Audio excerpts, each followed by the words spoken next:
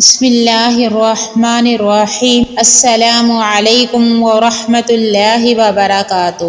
حضرت ابو درداء رضی اللہ عنہ سے روایت ہے، میں نے نبی اکرم صلی اللہ علیہ وآلہ وسلم کو فرماتے سنا، مجھے اپنے ضعیفوں اور کمزوروں میں تلاش کرو، اس لیے کہ تم اپنے ضعیفوں اور کمزوروں کی دعاؤں کی برکت کی وجہ سے رزق دیے جاتے ہو اور تمہاری مدد کی جاتی ہے۔ جامعہ ترمذی حدیث نمبر 1702۔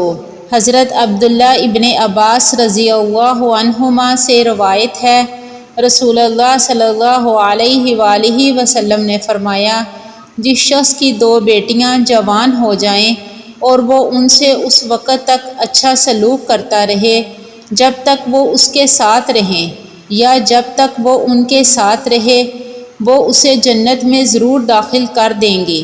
سنن ابن ماجہ حدیث نمبر 3670۔ حضرت انس بن مالک رضی اللہ عنہ سے روایت ہے، رسول اللہ صلی اللہ علیہ وآلہ وسلم نے فرمایا، اپنی اولاد کی عزت نفس کا خیال رکھو اور انہیں اچھے آداب و اخلاق سکھاؤ۔